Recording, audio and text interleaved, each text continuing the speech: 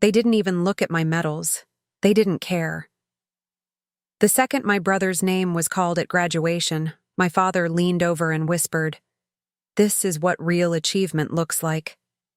My mother squeezed his hand in agreement as she stared straight ahead, refusing to acknowledge the empty sleeve where my right arm should have been. 4 tours of duty, a Purple Heart, and 3 years of rehabilitation meant nothing compared to my brother's business degree.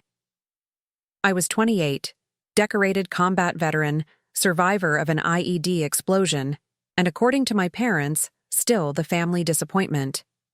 I hadn't followed the plan, hadn't become the corporate lawyer they'd mapped out for me since childhood.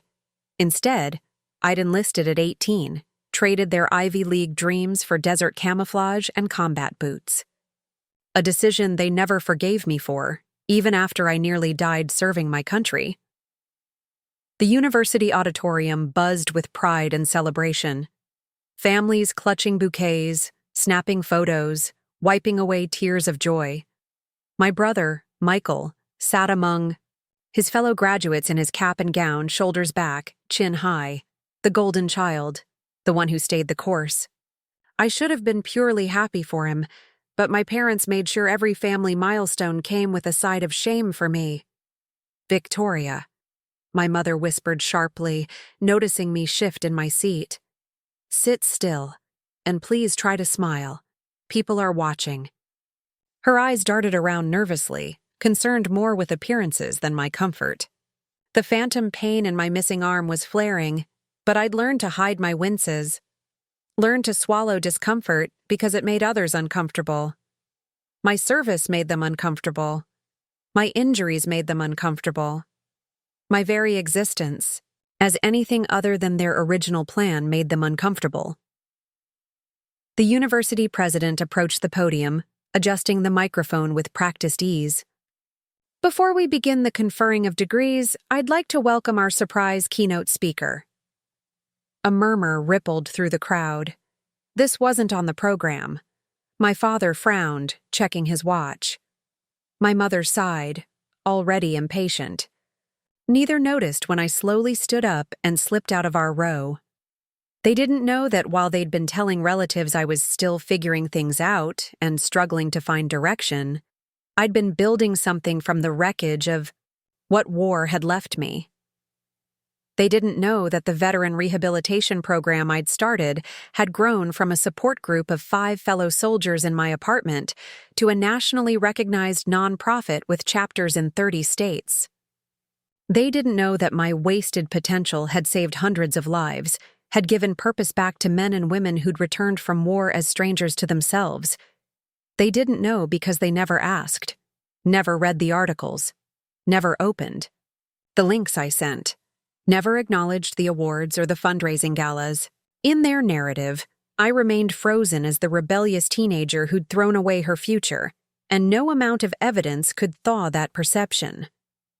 "It is my great honor," the university president continued, "to introduce Captain Victoria Reeves, founder of Phoenix Rising Veterans Initiative, recipient of the Presidential Citizens Medal, and one of this year's Time 100 Most Influential People."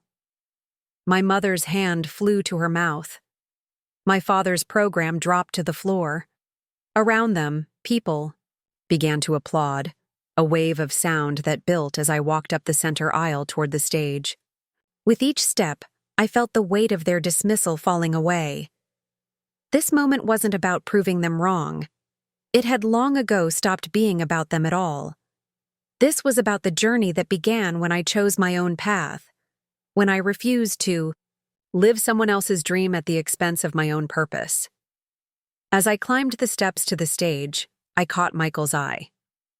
He was standing, clapping wildly, pride radiating from his face. Unlike our parents, he had followed my journey, had visited me in the hospital, had volunteered at my first veterans event, had seen me not as the family failure, but as his sister, who had found her calling through fire. The applause continued as I approached the podium. I placed my speech on the wooden surface, adjusted the microphone with my left hand, and looked out at the sea of faces. At the front, My parents sat frozen, their expressions a complex tangle of shock, confusion, and dawning recognition. It wasn't vindication I felt looking at them, but something closer to peace. They had defined me by what they perceived as my failures, never recognizing that what looked like destruction was actually transformation. "Good afternoon," I began, my voice steady despite the emotion welling in my chest. "My name is Victoria Reeves, and like all of you, I once sat where you're sitting, on the edge of possibility, ready to step into the unknown." From the corner of my eye, I could see my mother dabbing at tears, my father sitting unnaturally still. They were seeing me, truly seeing me, perhaps for the first time since I'd returned from war. Not as an embarrassment to be minimized or a failure to be explained away, but as a woman who had carved her own path through impossible terrain. "The road ahead won't be what you expect," I continued, connecting with the graduates' eager faces. "For some of you, like it was for me, your greatest purpose will emerge from what initially feels like your deepest disappointment. Your most painful detours may lead you to your most meaningful destination." As I spoke, I felt the years of dismissal and disappointment dissolving into insignificance. The words flowed not from bitterness, but from hard-won wisdom. Not to shame my parents, but to illuminate the unexpected ways we find our purpose when we have the courage to walk away from others' expectations and into our own truth.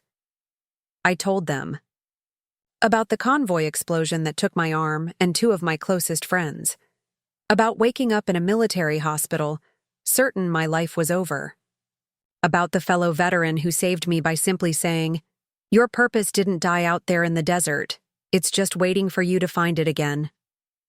The auditorium was silent except for my voice. No rustling programs, no whispered conversations. Just hundreds of people leaning into a story about rising from ashes, not despite devastation, but because of it. I stand before you today not as someone who had it all figured out, but as living proof that your greatest contribution often comes from the places where life has broken you open, I said, nearing the end of my introduction. My name is Captain Victoria Reeves, and from wherever you're watching or listening to this speech today, stay with me, because the daughter they called a failure is standing here with purpose that can never be diminished, and impact that can never be denied. In that moment, I wasn't speaking to my parents anymore. Their opinion had stopped defining me long ago. I was speaking to every person who had ever been told they weren't enough, who had ever been measured against someone else's yardstick and found wanting, who had ever been dismissed as a disappointment, when they were actually in the messy middle of becoming exactly who they were meant to be. The irony wasn't lost on me. After years of my parents comparing me unfavorably to my brother, here I was, addressing his graduation. After years of them showcasing his achievements while dismissing mine, we were both being celebrated on the same stage. But there was no bitterness in the realization, only a profound understanding that our paths had never been in competition. We were both exactly where we were supposed to be. I looked down at my brother again, at his beaming face, at the thumbs up he flashed me, from his seat among his fellow graduates. He had always seen me clearly, even when our parents couldn't, had defended me when they criticized, had believed in me when they wrote me off. In many ways, his quiet faith had been the bridge I walked across when everyone else was betting on my failure. My parents still hadn't moved, still looked like they were watching a play where they suddenly realized they didn't know their lines. They would approach me after the ceremony, of course, would suddenly remember every achievement they'd previously ignored, would introduce me to their friends with pride that hadn't been earned, would rewrite our family history to cast themselves as my biggest supporters all along. But that was a conversation for later. Right now, I had wisdom to share with these graduates, hard-earned lessons about resilience and purpose and finding your way in the dark, about how sometimes the people who should believe in you the most are the least able to see your potential, about how that doesn't have to define you or limit what you become. So today, I continued, my voice stronger now, filling the auditorium with conviction born from experience. As you step into the future you've worked so hard to create, I want to give you the advice I wish someone had given me a decade ago. Your life's purpose may not follow the script others have written for you. Your greatest contribution may emerge from what looks like failure to those who lack imagination. Your deepest fulfillment may come from having the courage to disappoint the people who thought they knew who you should become. The first section of my speech complete, I paused to let the words sink in. In the silence, I felt not the weight of my parents' judgment, but the lightness of being fully, uncompromisingly myself. I had walked through fire and emerged not diminished, but distilled to my essence. And now I stood before a new generation, offering not just inspiration, but permission. Permission to define success on their own terms, to find purpose in unexpected places, to rise from whatever tried to destroy them. This is your one wild and precious life, I said, borrowing the poet's words. Don't waste it trying to be who someone else decided you should be. As applause erupted again, I caught my mother wiping away tears and my father sitting straighter, as if suddenly aware he was in the presence of someone consequential. But their recognition, so long withheld and now so eagerly offered, was no longer the validation I needed. I had found that within myself, in the work of my hands and the lives I'd helped transform. My name is Victoria Reeves, and this is just the beginning of my story. The speech ended with a standing ovation. Students removed their caps and tossed them skyward, a celebration not just of their achievement, but of possibility itself. As I stepped away from the podium, the university president shook my hand firmly, leaned in close and whispered, "That was exactly what they needed to hear." I nodded, understanding that sometimes the most powerful thing we can offer others is our truth, unvarnished and hard-won. Backstage, I took a deep breath, steadying myself against the wall. Public speaking had never been the problem. I'd briefed generals and testified before Congress, but speaking with my family in the audience had unleashed an old vulnerability I thought I'd outgrown. A small voice that still craved their approval, even after all these years of building a life that didn't require it. "Captain Reeves?" A student assistant approached, clipboard in hand.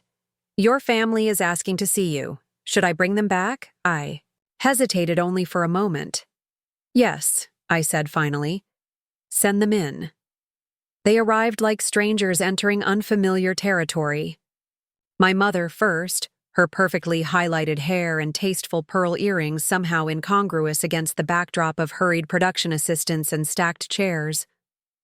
My father followed, still straight-backed at 65, his law partner, demeanor intact even as uncertainty flickered across his face. Michael burst in last, breaking protocol as always, rushing forward to wrap me in a fierce hug.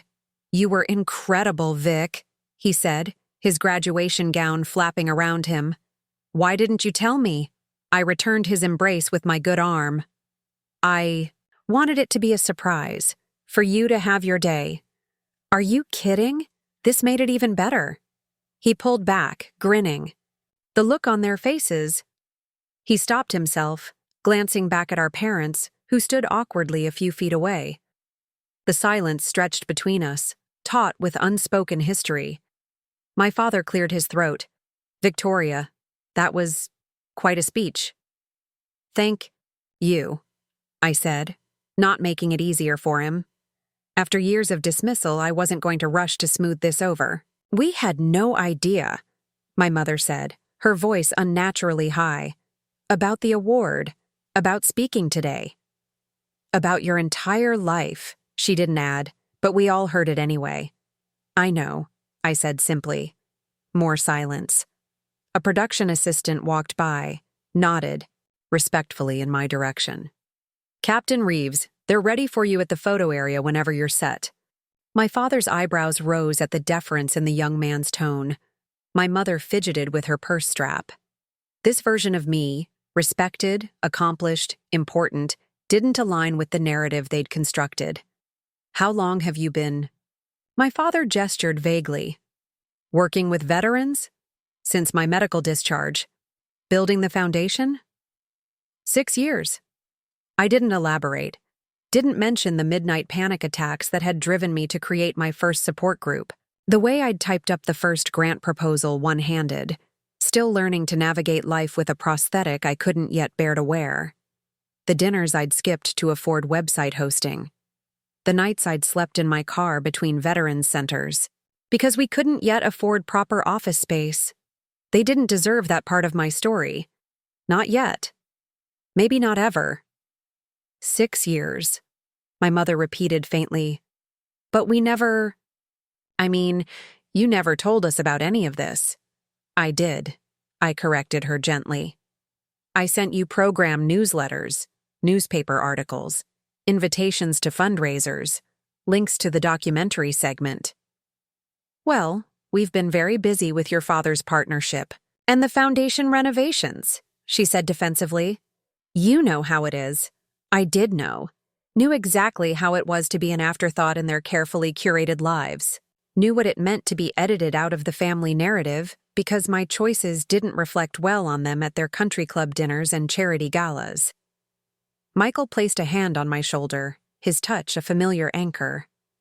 I think what Mom's trying to say is that they're proud of you. We all are. His glance toward them held a challenge I'd seen many times before. My little brother, always trying to build bridges I'd stopped believing could stand. My father straightened. His tie, a nervous habit from 3 decades of courtroom appearances. The Presidential Citizens Medal, he said, as if testing the weight of the words. That's significant. Yes, I agreed. It is. Another production assistant appeared. Captain Reeves, we're ready for you and the dean's photo now, and then the interview with the Chronicle. Thank you. I'll be right there. As the assistant left, I turned back to my family. I need to go. Of course, my mother said quickly, too quickly. We wouldn't want to keep you from your obligations. The slight pause betrayed her, still unable to fully acknowledge that my work mattered, that I had built something substantial without their approval or assistance. We should talk, my father said stiffly. Perhaps dinner after all this.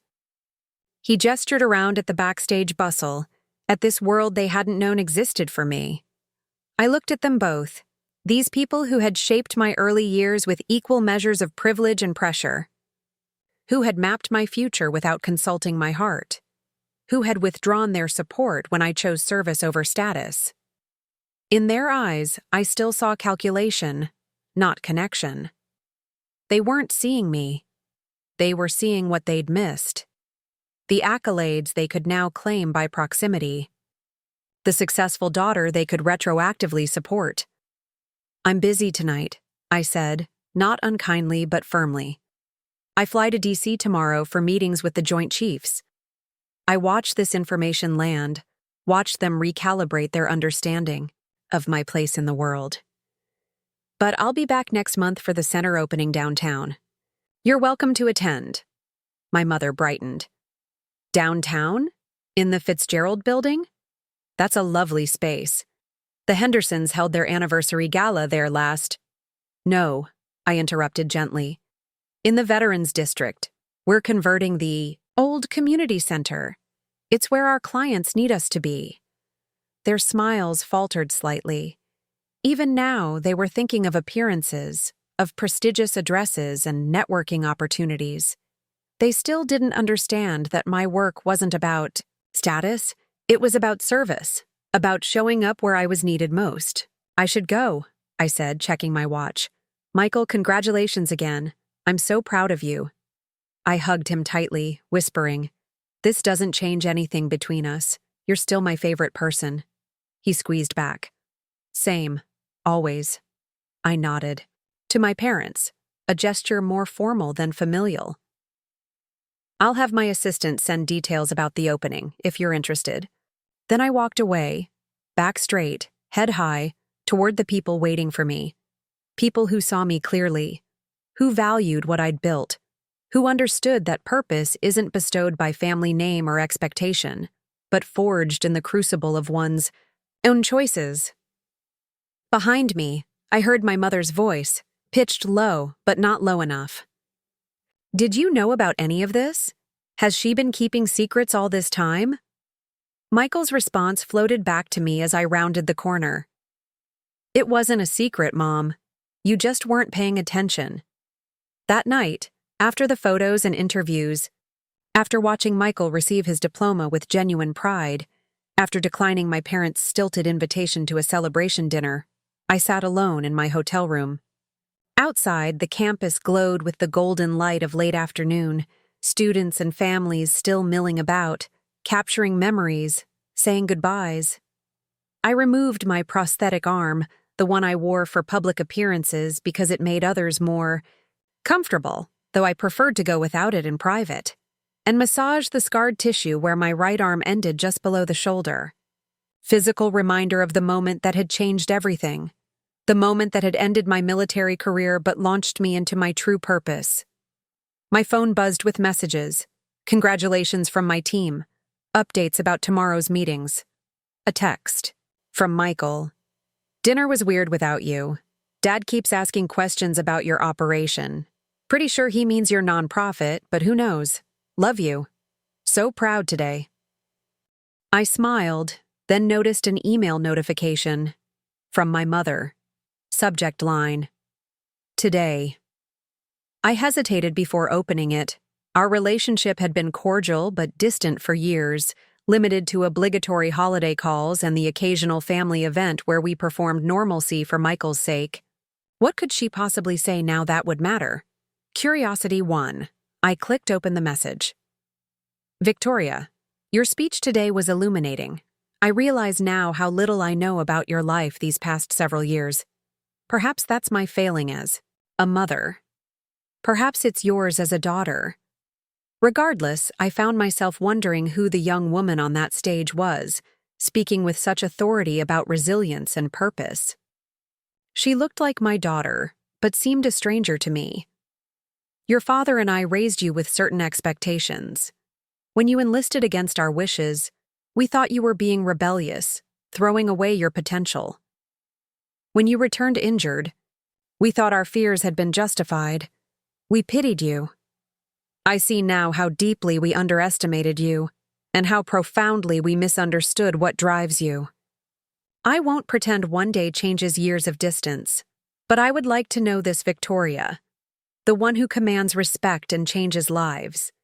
If you're amenable, perhaps we could start with coffee when you return next month." Mom. I set the phone down, emotions churning. Not an apology, not really. No acknowledgement of the pain their rejection had caused. No admission that they'd been wrong to withdraw their support when I'd needed it most. Just surprised that the daughter they'd written off had become someone noteworthy despite their absence. Yet beneath my mother's carefully composed words lay something new, a hint of humility. An admission of curiosity. A small opening where before there had only been a wall of disapproval. Was it enough? I wasn't sure. The wound of their dismissal had scarred over years ago. I'd built my life without their blessing, found my purpose. Without their guidance, created family from the brotherhood and sisterhood of fellow veterans who understood sacrifice in ways my blood relatives never could. But Michael was right.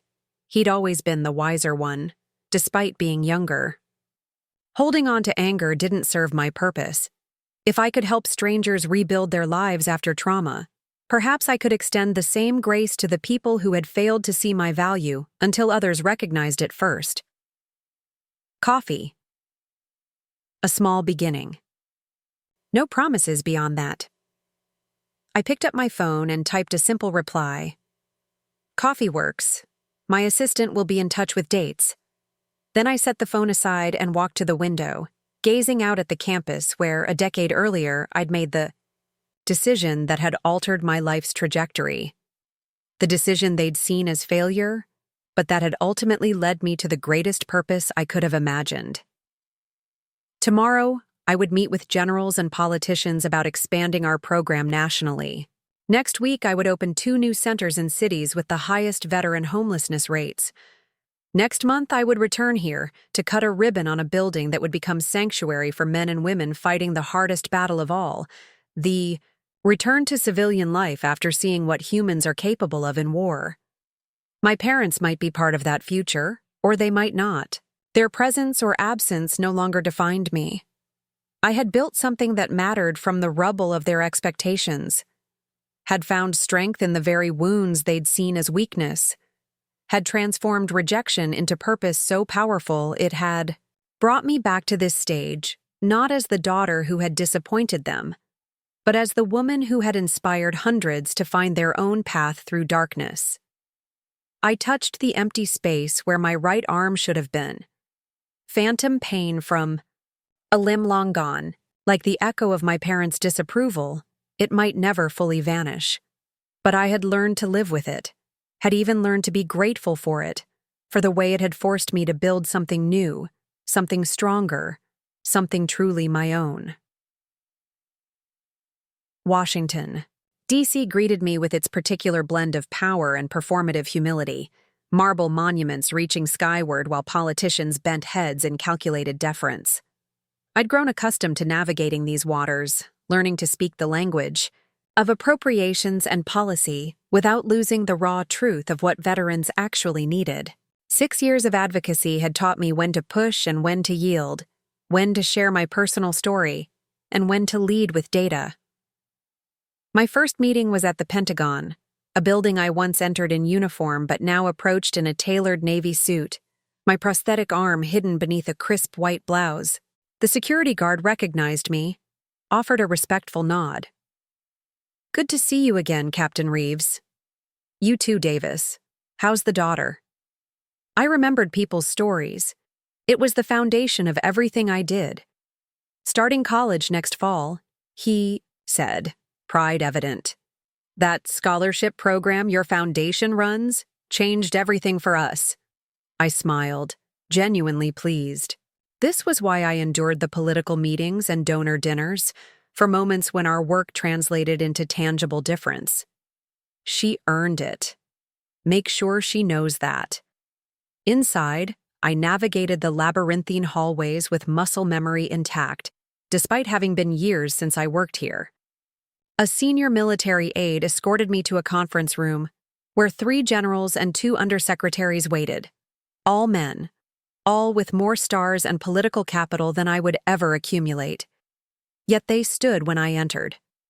Respect earned not through family connections or pedigree, but through relentless effectiveness. "Captain Reeves," General Harlow extended his hand.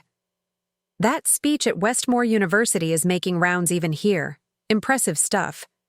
I kept my expression neutral, shaking his hand firmly. "Thank you, sir. Just speaking from experience." "Your experience is precisely why we've asked you here," said Undersecretary Morton, gesturing for me to sit.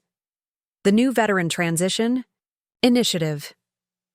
We want Phoenix Rising as the implementation partner." For the next 2 hours, we deliberated over program models and success metrics. I advocated for peer support components, for trauma-informed approaches, for hiring veterans themselves as program staff. They pushed back on costs, on scalability, on political optics. The familiar dance of vision meeting bureaucracy.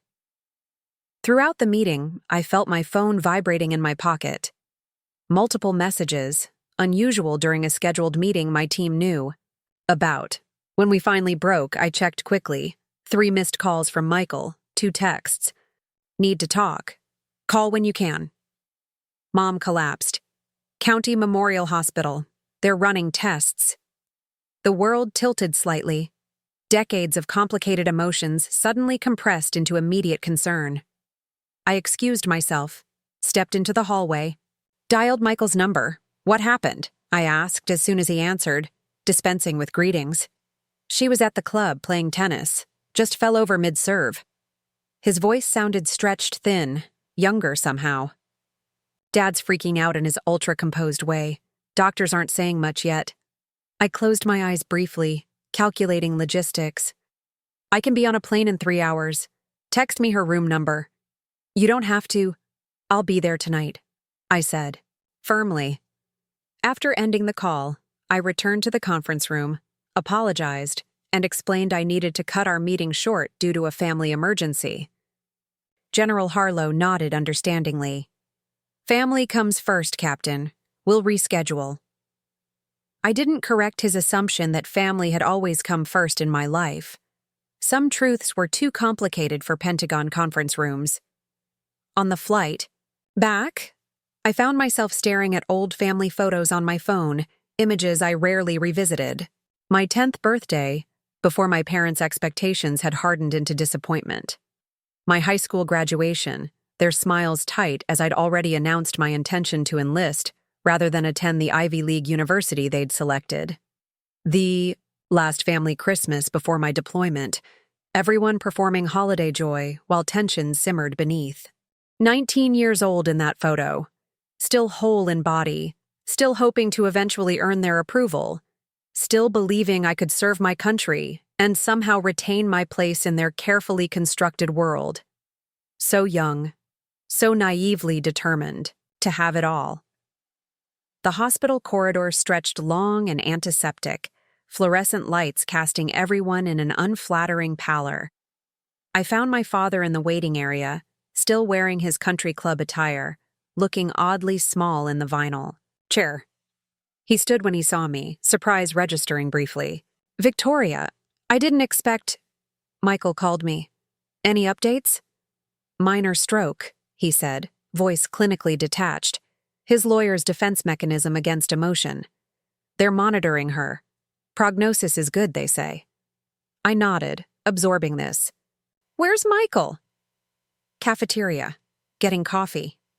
My father gestured vaguely down the hall, then seemed to run out of words. We stood in awkward silence, these moments without script or precedent between us. I'd faced down insurgents with less tension in my body than I felt now, standing 3 feet from the man who had once taught me to ride a bicycle and later told me I'd wasted my potential on foolish patriotism. You didn't need to leave your meetings, he finally said. Yes, I did. Something in my tone made him look at me directly. Really look. Perhaps for the first time in years.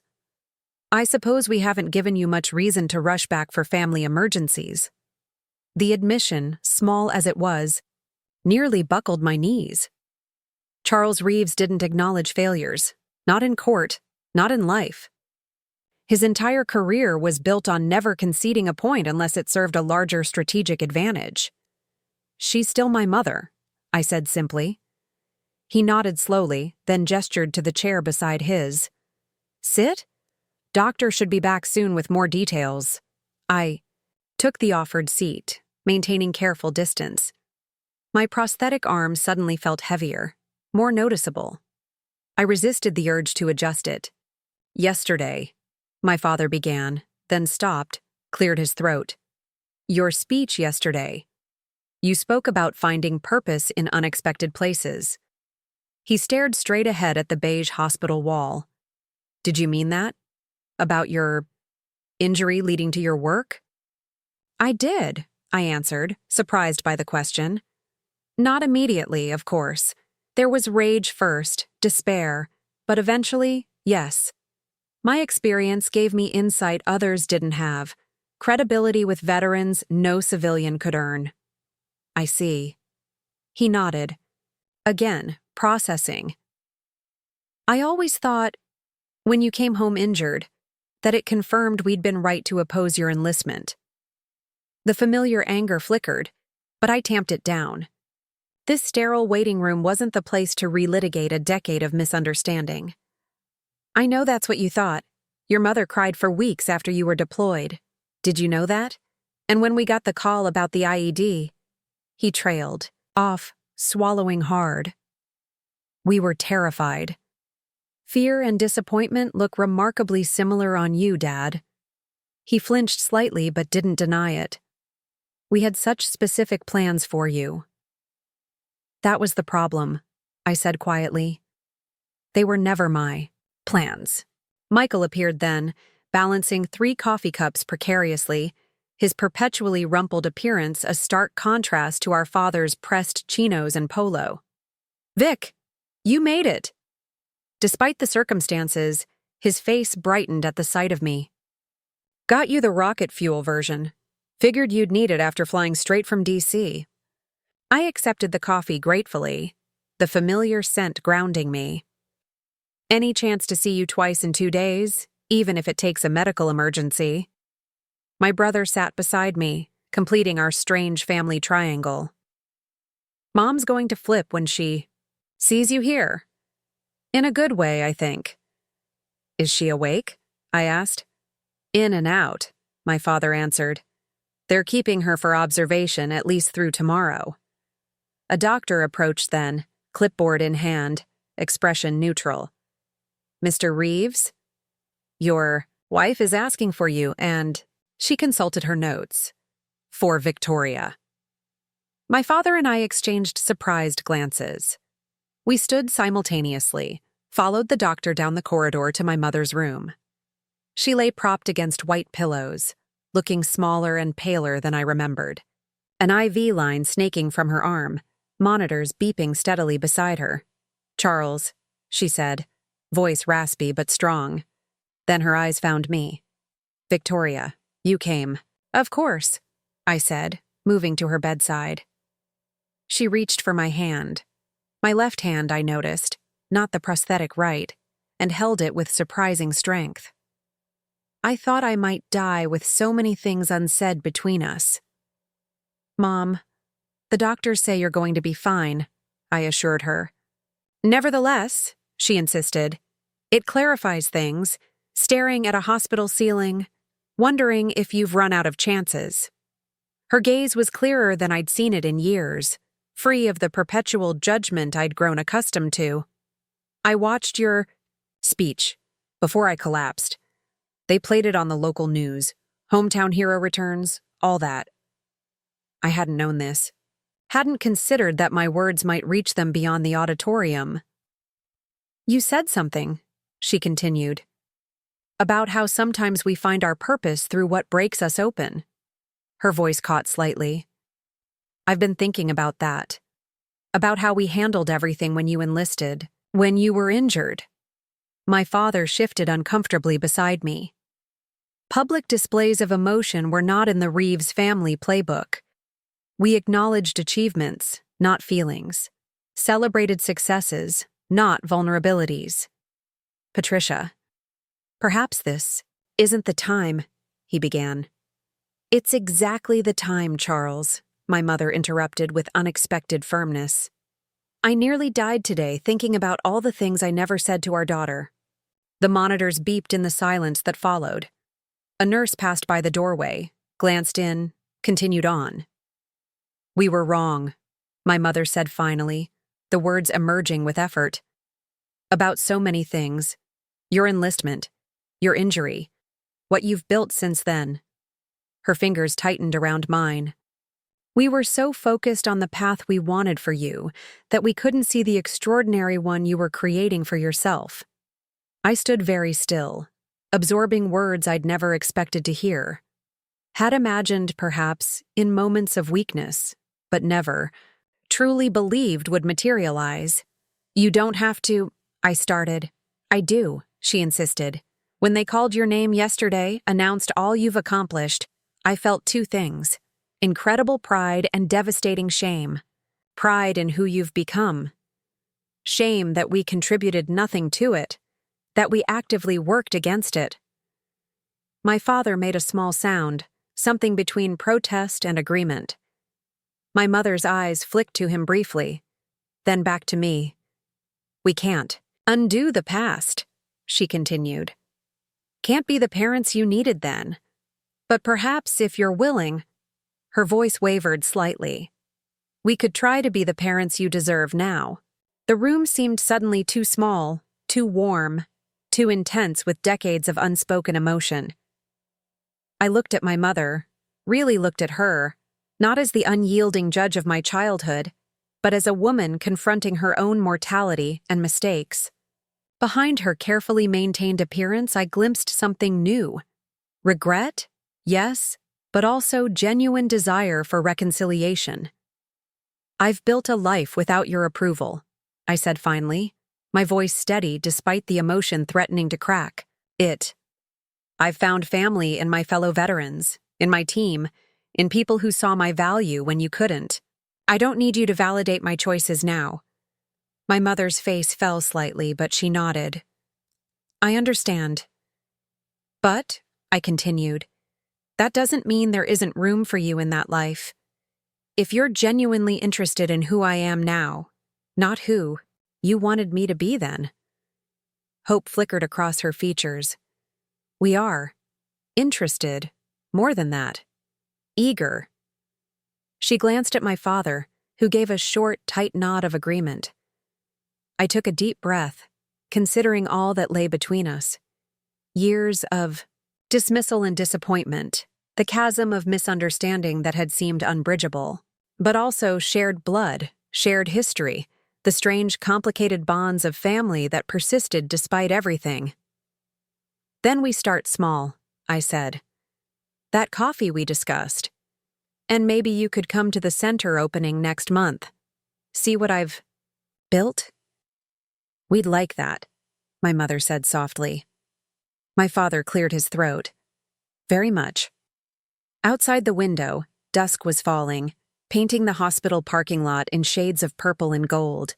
I thought about the speech I'd given just yesterday, about finding purpose in unexpected places, about how our greatest detours often lead to our most meaningful destinations. Perhaps this was another such detour. This tentative reconciliation, this fragile bridge being constructed across years of absence. Not a fairy tale ending, not an erasure of past hurts, but a new beginning built on clearer understanding. Not the family story I'd once imagined, but perhaps, in its way, a more honest one. The next morning, I woke in my hotel room to a string of text notifications from my team.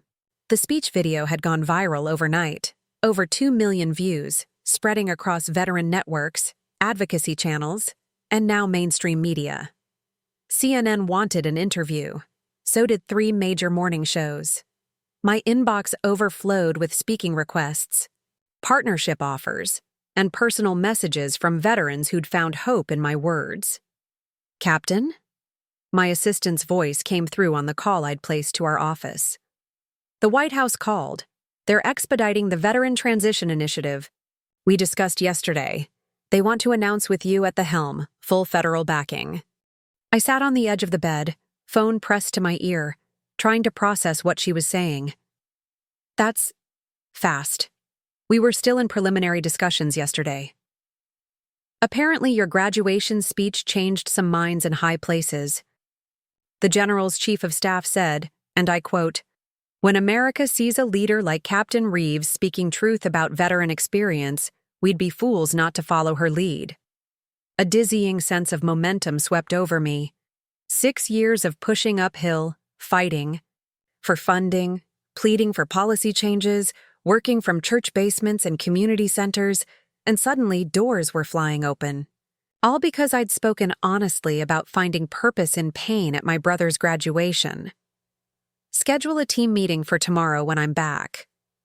We need to ensure this expansion doesn't dilute our core mission," I instructed, always focused on the veterans we served, not the accolades or attention. After showering and dressing, I headed back to the hospital. My mother was being discharged that afternoon. Her condition stabilized, the stroke classified as minor with no expected lasting effects. I found Michael in the cafeteria, hunched over his laptop. "Working remotely?" I asked, sliding into the plastic chair across from him. He looked up, circles under his eyes testifying to a night spent in a hospital waiting room chair. "Had to. Dad's helping Mom with discharge paperwork. I'm drowning in congratulatory emails about graduation, plus, now everyone's sending me links to your speech." He grinned. "My sister, the viral sensation." I groaned. "Don't remind me. My team's been fielding media requests all morning." "You should do them," Michael said seriously. What you said matters, Vic. Not just to me or other military families. To anyone who's ever felt like a disappointment for following their own path.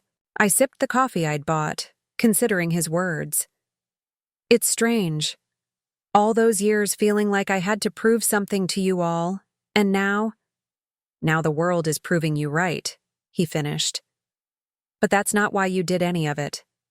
No, I agreed softly. It wasn't. We sat in comfortable silence, the hospital bustling around us.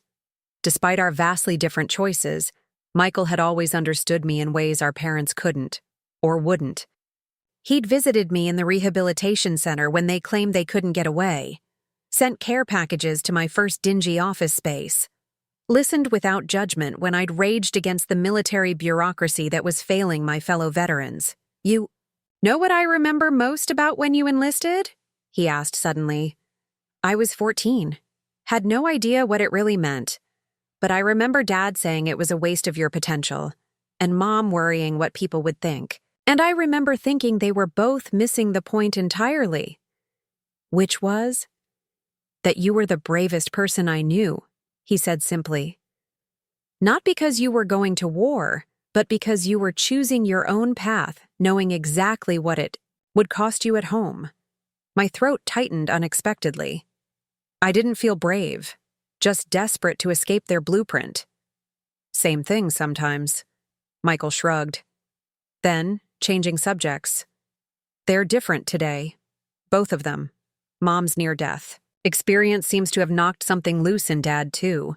Near-death experiences have a way of clarifying priorities, I said, thinking of the moment the IED had detonated, how time had slowed, how every important truth had crystallized in that suspended moment before darkness fell.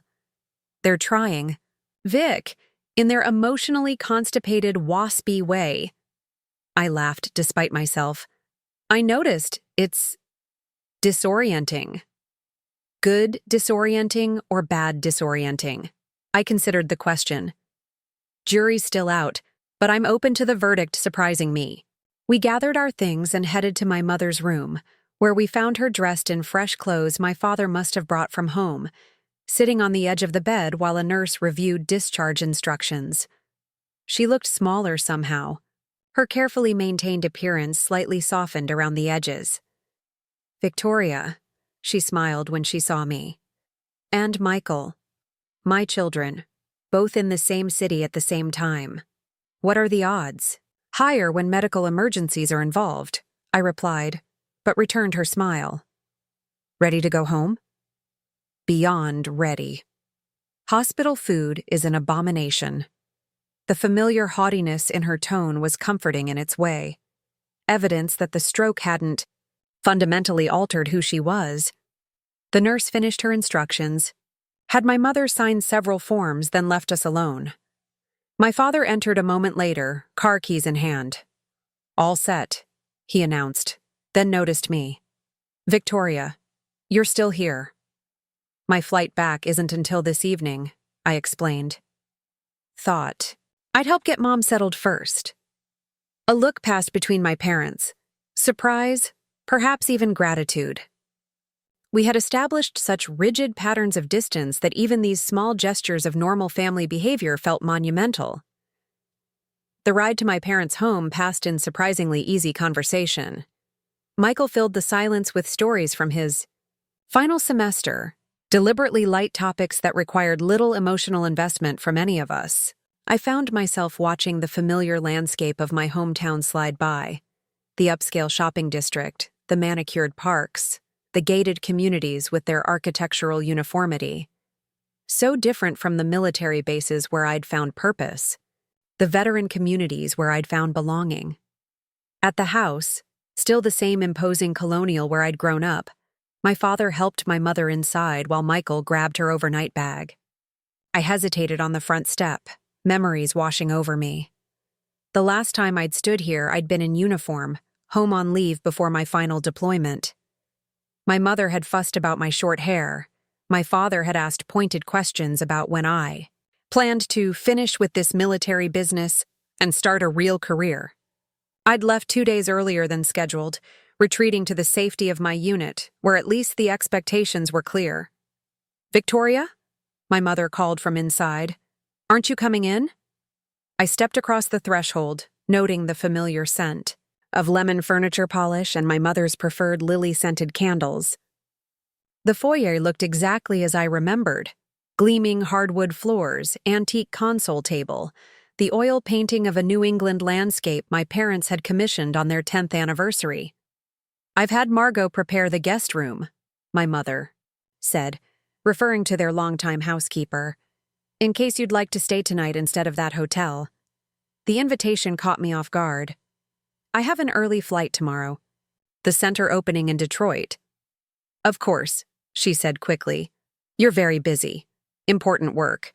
The genuine acknowledgement of my work's value, no hidden barbs, no veiled comparisons to more prestigious careers, was so unexpected I nearly missed the flash of disappointment in her eyes. "But I could stay for dinner," I offered. "My flight's not until 9. The smile that bloomed across my mother's face was worth the schedule adjustment I'd need to make. "Wonderful. I'll have Margot." Set another place. My phone buzzed in my pocket. Another call from my team, no doubt. "Excuse me, I need to take this." I stepped onto the back patio, the same space where I'd once told my parents I'd enlisted, where my father had walked away in anger and my mother had dissolved into theatrical tears. "Captain Reeves," I answered crisply. "Captain, sorry to interrupt." My deputy director began, "But we've got a situation at the Baltimore Center. Marcus Johnson attempted suicide last night." My blood went cold.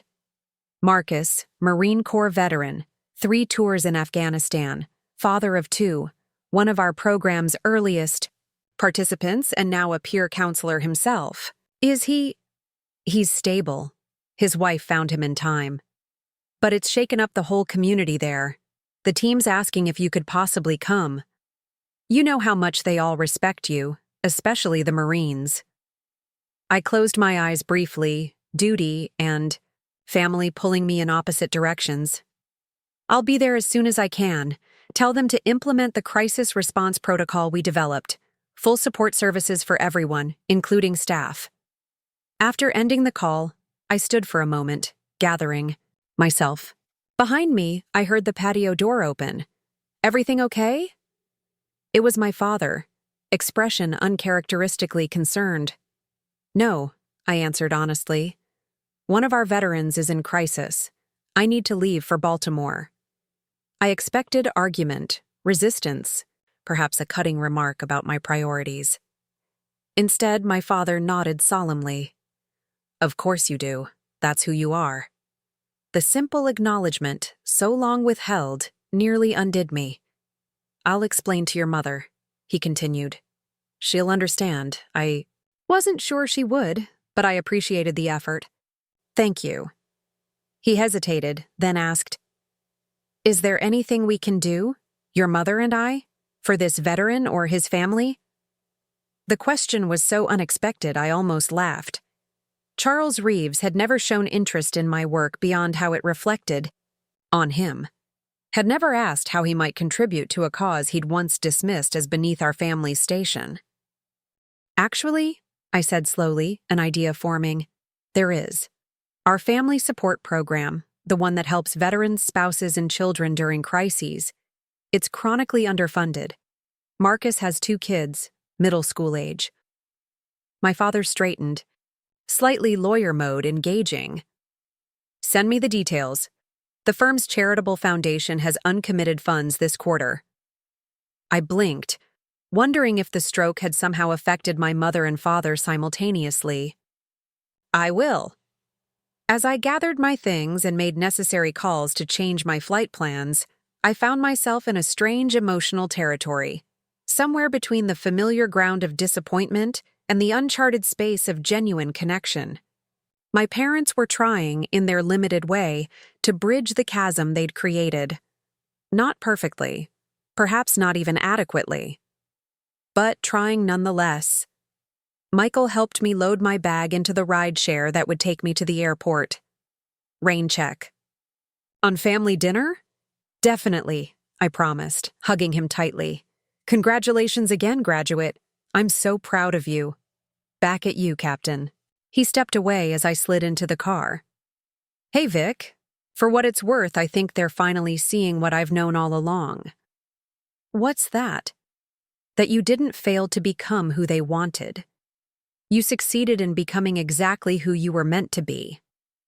As the car pulled away, I watched my childhood home recede in the distance. The place that had once felt like a prison of expectations now seemed smaller, less intimidating. Not home, exactly. My home was elsewhere, built from my own choices and commitments, but perhaps someday a place where I might visit without armor. My phone buzzed with a text from my mother. Be safe. Help your veteran. We'll be here when you're ready to return. Simple words that would have seemed impossible just days ago. No guilt, no manipulation, just acknowledgement of my purpose and an open door should I choose to walk through it. I texted back a simple thank you before turning my attention to the crisis awaiting me in Baltimore. The path ahead was clear. A veteran needed me. A community was hurting. Work remained to be done. But behind me, something had shifted. Foundations previously thought immovable, now showing signs of change. Perhaps there was truth in what I'd told those graduates after all, that sometimes our greatest purpose emerges from what initially feels like our deepest disappointment. That the terrain of failure, when navigated with integrity, often leads to higher ground than success built on others' expectations ever could. Marcus survived. This wasn't the headline in any newspaper, wasn't announced on any broadcast, wasn't celebrated with ribbons or ceremonies. But as I sat beside his hospital bed in Baltimore, watching his chest rise and fall in the steady rhythm of medicated sleep, this simple fact felt more significant than any award or recognition I'd ever received. He took his meds with whiskey, his wife Janelle told me, voice hollow from hours of crying. Left his truck running in the garage, didn't leave a note. She twisted her wedding band, a nervous habit I'd noticed during family support group sessions. I don't understand. He'd been doing so well, back in school, playing with the kids again. I reached across to cover her hand with mine. Recovery isn't linear. You know that. Sometimes the hardest moments come when things look like they're improving. But why? The question contained multitudes. Why her husband? Why now? Why despite all the support and resources and love surrounding him? Sometimes the brain lies, I said softly, repeating the mantra we taught in our trauma recovery workshops. It tells veterans their burdens, that their pain will never end, that everyone would be better off without them. It's not rational. It's not true. But in the darkest moments, it's incredibly persuasive. Janelle nodded, tears slipping down cheeks, already raw from hours of crying. I just can't stop thinking about what would have happened if I hadn't forgotten my laptop, if I hadn't come home early. But you did, I reminded her gently. That's what matters now. You did come home. He is still here and will adjust his support system, make it stronger. The whole community is rallying around you. Outside the hospital room, that community had indeed gathered. Veterans from our Baltimore Center, staff members, peer counselors. They occupied the waiting room and cafeteria, a quiet vigil of solidarity. No one asked how long I would stay or when I needed to return to my other responsibilities. They understood that this moment, sitting with a veteran in crisis and his family, was my core responsibility, the foundation from which everything else in my work extended. By evening, Marcus was awake, groggy and disoriented, but alive. When Rao, he saw me. Shame flashed across his face. "Captain," he rasped, voice rough from the intubation he'd needed earlier. "You didn't have to come." "Yes, I did," I answered simply. I screwed up. Tears filled his eyes. After everything, the program, the counseling, the meds, I still couldn't fight it off. "Still failed. You're here," I countered. "That's not failure. Janelle got to you in time. The doctors intervened. The darkness didn't win. That's all that matters right now." We sat in silence for a while, the hospital machines beeping softly, the hallway bustling with medical staff. Marcus had been one of my first success stories. Marine who'd found purpose as a peer counselor, helping other veterans navigate the labyrinth of post-service life. His setback felt personal, a reminder that our work was never truly complete, that recovery required constant vigilance. "What happens now?" he finally asked, staring at the ceiling. "Now we adjust," I said. "Strengthen your support system. Modify your treatment plan. Bring in additional resources for you and Janelle and the kids." "The kids?" he groaned. "God, what must they think of me?" "They think their dad is sick and getting help. That's what Janelle told them, and it's the truth." I leaned forward, making sure he heard me clearly. "Marcus, listen to me. What happened last night doesn't erase everything you've built, doesn't cancel the veterans you've helped, the progress you've made. It's a setback, not an ending." His eyes met mine, searching for platitudes or disappointment and finding neither. Just understanding, the kind that came from having walked through similar darkness, from knowing the weight of expectations and the fear of failing those who needed you most. "Remember what you tell the guys in your group," I continued. "Healing isn't about never falling. It's about learning to get back up, about building a life worth fighting for even on the hardest days." A ghost of a smile touched his lips. "Using my own words against me, Captain? If they're good enough for your veterans, they're good enough for you." The next morning, after confirming Marcus was stable and being transferred to our partner inpatient facility, I finally checked my messages. Amidst the expected work communications was a text from my father. "Call when you can. Important news regarding your program funding request."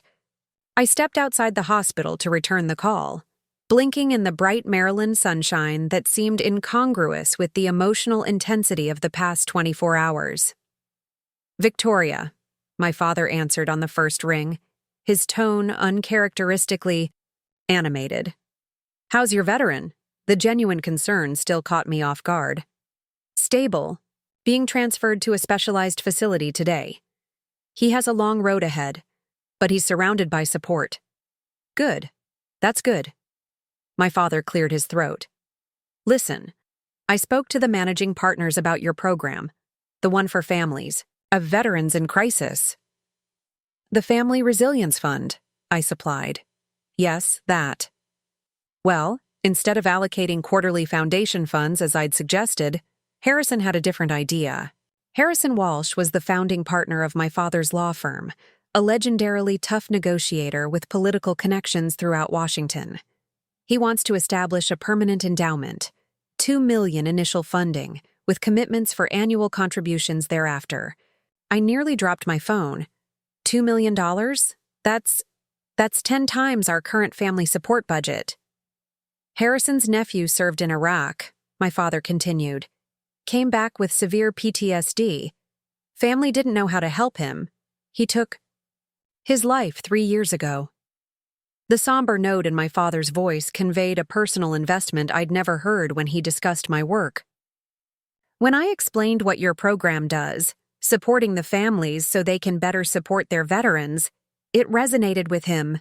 He wishes something similar had existed for his family. I leaned against the hospital wall, overwhelmed by the implications. With that level of funding, we could expand family support services nationally, hire specialized counselors for children, create emergency response teams like the one that had mobilized for Marcus and Janelle. "There's paperwork, of course," my father continued, shifting to his familiar businesslike tone. "Financial oversight requirements, board representation considerations. But Harrison wants to announce at their annual charity gala next month. He's inviting you as the keynote speaker." The irony wasn't lost on me. Another unexpected speaking engagement that would put me before an audience my parents had once desperately wanted me to impress.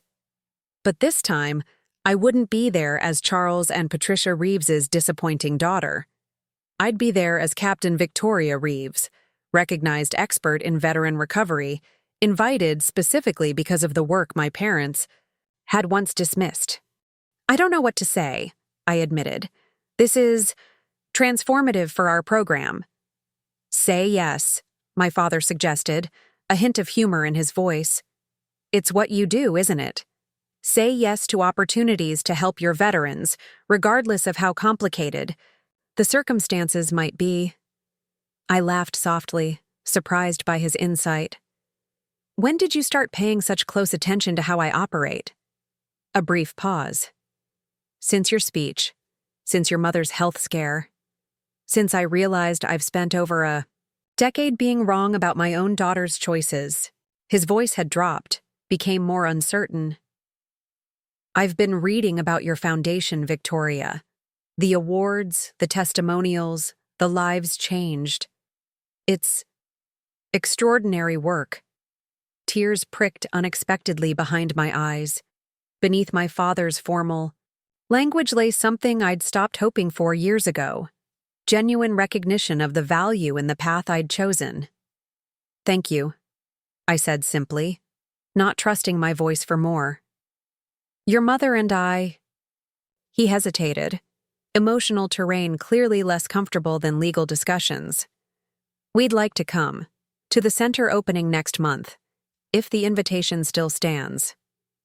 I thought about the journey that had brought us here, from their rejection, of my enlistment to this tentative bridge being built on newly cleared ground, not perfect, not complete, but a beginning nonetheless. The invitation stands, I confirmed. I'll have my assistant send details. After we ended the call, I remained outside the hospital for a few moments, absorbing the strange new reality taking shape around me. The viral speech, my mother's health crisis, this unexpected funding opportunity, each seemed designed to challenge the carefully maintained boundaries I'd established after years of parental disappointment. Inside, Janelle was gathering Marcus's things for the transfer. She looked exhausted, but resolute, the quiet strength of military spouses everywhere evident in her squared shoulders and practical movements. Good news, I told her, helping fold a sweatshirt. We just received major funding for the family support program. We'll be expanding services, hiring more counselors specifically trained to work with kids experiencing a parent's trauma. She paused, a pair of Marcus's sneakers in her hands. Because of what happened to us? Partly, I acknowledged. Every crisis teaches us how to build better support systems, but also because people are finally recognizing what military families need, what they've always needed but rarely received. Will it help families like ours? Prevent others from going through this? I met her gaze directly. That's exactly what it will do. As we finished packing, my phone buzzed with an incoming email. The White House, confirming the press conference, to announce the new Veteran Transition Initiative with me at the helm. Another piece falling into place in this strange new chapter where my chosen path was suddenly being validated at every turn. Later, riding to the airport for my delayed flight home, I watched the Baltimore cityscape slide past, the contrast of gleaming harbor developments and struggling neighborhoods, of wealth and poverty existing side by side. Like the military communities I served, like the internal landscape I navigated. Daily, nothing was uniform or simple. My phone rang. Michael. Hey, graduate. How's home life? Weird but good, he answered. Mom's following doctor's orders for once in her life. Dad's being suspiciously helpful. He told me about the foundation funding. That's massive, Vic. It is, I agreed. Still processing. Honestly. They're different since your speech, since Mom's stroke. It's like they finally saw you, really saw you, and it changed something fundamental in how they see themselves. I considered this. People can change, I suppose. Even parents. Even ours, apparently. Michael laughed, then grew serious. They're watching all your interviews, you know. The ones you've been doing since the speech went viral. They recorded the CNN segment. Dad's showing it to his partners. Mom's suddenly telling her friends her daughter is changing how America treats its veterans. A complicated emotion washed over me. Not quite resentment, not quite gratitude. Something newer and without easy definition. Better late than never? Way better, Michael agreed emphatically. Listen, I know they hurt you. I know a few weeks of better behavior doesn't erase years of dismissal. But I think this might be real, Vic. I think they finally get it. As my flight took off, carrying me back to the headquarters I'd built from nothing, to the team that had believed in my vision when my own family couldn't see it, I found myself in a strange emotional terrain. Somewhere between the hardened defensiveness I'd maintained for years and a cautious openness to this new possibility. The captain announced our cruising altitude, and I gazed out at clouds turning gold in the setting sun. Below us lay cities and towns filled with veterans like Marcus, families like Janelle's, people searching for purpose after service, for meaning after trauma. My work awaited, expanded now, elevated, suddenly embraced by power structures that had long ignored it.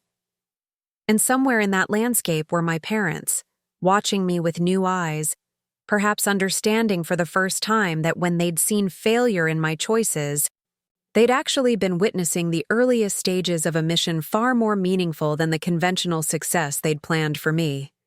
Not a tidy reconciliation, not a fairy tale ending, just humans acknowledging mistakes, attempting repair, reaching tentatively across divides of their own making. In my work with veterans, I'd seen enough healing journeys to know this was how they often began. Not with perfect understanding or complete forgiveness, but with small steps toward something true. The month between my brother's graduation and our center opening passed in a blur of activity. The viral speech led to a cascade of opportunities: congressional testimony on veteran mental health funding, appearances on major news networks, meetings with celebrities interested in lending their platforms to our cause.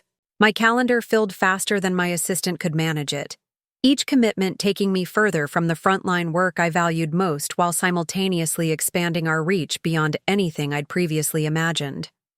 "You need a communications director," my deputy insisted during our weekly leadership meeting, "and a dedicated policy team. We're operating at a completely different level now." I resisted initially, wary of building bureaucracy that might separate me from the veterans we served. But after the 5th interview request in a single day and an invitation to brief the Joint Chiefs on our transition program, I conceded. We were scaling rapidly, whether I was comfortable with it or not. 3 days before the center opening, I received a call from an unfamiliar number. "Captain Reeves," a woman's voice greeted me. "This is Susan Mitchell, Secretary of Veterans Affairs. Do you have a moment?" I straightened instinctively, military training kicking in despite years in civilian life. "Yes, Madam Secretary. Of course. I'll get straight to the point. The President is creating a new position, Special Advisor on Veteran Transition and Reintegration, cabinet-level appointment, direct access, significant budget authority. He wants you to fill it." The offer hung in the air between us, monumental and unexpected. Before my graduation speech, before the viral moment that had catapulted our work into national consciousness, such an appointment would have been unthinkable. Now, it seemed almost inevitable. The logical next step in this strange new chapter where doors kept opening before I had time to knock. "I'm honored," I said carefully, "but I need to understand what it would mean for my foundation." "You'd need to step back from day-to-day operations due to ethics regulations," she explained. "But your vision would be implemented nationally, with federal backing and congressional budget support. What you've built at Phoenix Rising could become the model for the entire VA system. Systemic change, the holy grail of nonprofit work. The opportunity to transform veteran services across the country, not just in the communities where we'd managed to secure funding and establish centers." "I'd need time to consider," I told her. To discuss with my team. Of course. The president. Would like to meet with you next week in Washington? Perhaps after your center opening? I understand your parents will be attending that event. They must be incredibly proud. The casual mention of my parents caught me off guard. You know my family? Your father and the president served on the Bar Association Ethics Committee together. Years ago. Charles mentioned how proud he is of what you've built, said it was the most meaningful work being done for veterans in the country. I fell silent, processing this information. My father, who had once called my military service a temporary rebellion, and my foundation work well-intentioned but limited, was now apparently discussing me in glowing terms with the President of the United States. The whiplash of this reversal left me momentarily speechless. Captain, are you still there? Yes, sorry. I'm just surprised to hear my father discussing my work in those terms. A gentle laugh came through the line. Family dynamics are complicated, aren't they? But from what the president tells me, your father has become quite the advocate for your approach to veteran care. Apparently, he's been bending important ears at fundraisers for months. After the call ended, I sat at my desk, staring out at the city skyline visible from our headquarters. 6 years ago, I'd started our first support group in my apartment living room. 5 veterans sitting on mismatched furniture, sharing nightmares and panic attacks and the disorientation of civilian life. My parents had still been telling relatives. I was finding myself after the military, a phrase laden with disappointment and lowered expectations. Now the president wanted me to reshape national policy, and my father was apparently taking credit for recognizing my vision all along. I should have felt angry, should have resented this convenient revision of history. Instead, I found myself reflecting on the veterans I served. Men and women who understood better than most that humans are complex, contradictory creatures capable of both profound failure and genuine growth. Perhaps my parents' recent change wasn't just performance or opportunism. Perhaps it reflected real evolution, however belated. The night before the center opening, Michael called. Mom's nervous about tomorrow, keeps changing outfits and asking me if she'll fit in at a veterans center. I laughed despite myself. Tell her to wear whatever she wants. It's not a fashion evaluation. I think she's afraid of embarrassing you, he said more seriously, or saying the wrong thing to the veterans. She's been researching PTSD and traumatic brain injuries, trying to understand better. The image of my mother, who once refused to let me explain my work over holiday dinners, now studying veteran health conditions to prepare for the center opening, created another moment of emotional whiplash. Tell her just to be herself, I advised. The non-judgmental version, preferably. Will do, Michael chuckled. Oh, and Dad's bringing Harrison Walsh and 3 other senior partners. Apparently, they're all interested in supporting the foundation now. Amazing what a viral speech and some presidential attention can do, huh? I thought about correcting him, about explaining that the partners' sudden interest likely had more to do with political connections and positive publicity than genuine commitment to veteran welfare, but stopped myself. Whatever their motivations, their support would fund programs that changed lives. The purity of their intentions mattered less than the impact of their contributions. See you tomorrow, graduate, I said instead. Get some sleep. It's going to be a big day. That night, lying in bed, I scrolled through photos from the past 6 years. The first group of veterans at our inaugural peer support meeting, the ribbon cutting, at our first official center, a converted warehouse space donated by a Vietnam vet turned real estate developer. Marcus and Janelle at last year's fundraising gala, both smiling, no hint of the crisis that would later engulf them. Mixed among these were older images I rarely revisited. My military graduation, standing at attention in my dress uniform while my parents looked on with forced smiles. My deployment farewell, my mother dabbing dry eyes with a handkerchief for appearance's sake. My homecoming after the IED attack, my father standing awkwardly at my bedside, checking his watch. eager to return to court proceedings more comprehensible than his daughter's shattered body and altered future. The contrast between these past moments and tomorrow's ceremony, where my parents would publicly embrace the work they'd once dismissed, would smile for photos with veterans they'd previously viewed with uncomfortable distance, was jarring, yet somehow fitting. The foundation itself had been built on transformation, on the belief that humans could evolve beyond their worst moments, could find new purpose after devastating loss. Perhaps it was time to extend that same possibility to the people who had first taught me what disappointment felt like. As I drifted toward sleep, I remembered something a veteran had said during one of our early support groups. The hardest person to forgive is the one who never admits they were wrong. But sometimes, the most powerful person to forgive is the one who finally does.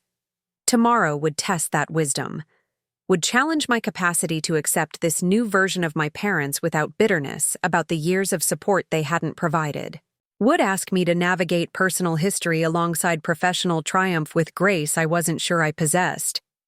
But navigating complicated terrain was what I did now, had been doing since the moment I chose a path my family couldn't understand.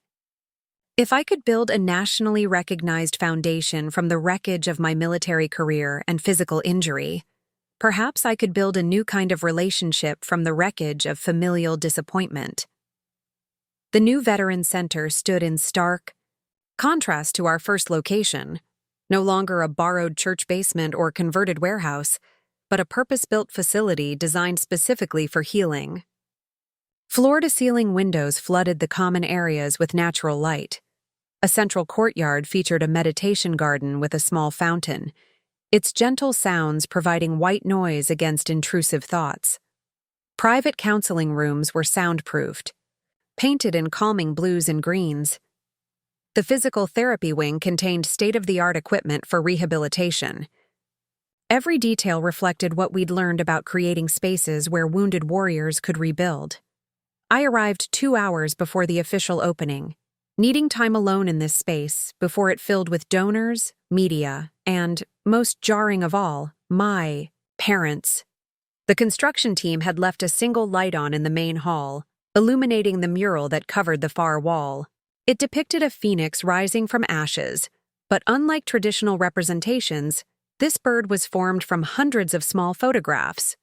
Veterans we'd served, families we'd supported, communities we'd helped rebuild. My own face appeared nowhere in the collage. This had never been about me. "It's beautiful," a voice said behind me. I turned to find Sergeant Rivera, one of our earliest participants who now served as a peer counselor for newly discharged veterans. He held himself differently, now than when we'd first met. Shoulders no longer perpetually tensed, eyes able to maintain contact, hands steady. "You're here early," I observed. "Wanted to see it without the crowds, before all the fancy people show up to take credit." A hint of his old cynicism surfaced, though softened by the smile that followed. "Some of those fancy people wrote very large checks to build this place," I reminded him gently. "And others only showed up once we became headline news," he countered. "Once Captain Reeves became the veteran whisperer everyone wanted to associate with." His assessment wasn't wrong. The viral speech had certainly attracted fair-weather supporters, people more interested in proximity to rising influence than in the mission itself.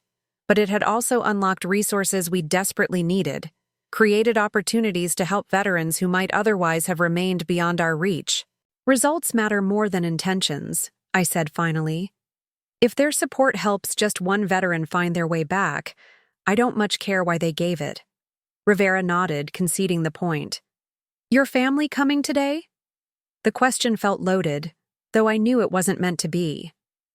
Most of the staff and regular volunteers knew portions of my story. The parents who hadn't supported my enlistment, the tension surrounding my injury and career change, the years of strained holiday dinners and dutiful birthday calls. "Yes," I confirmed. "First time they'll see the foundation up close." "That should be interesting." He studied my face. "You okay with it?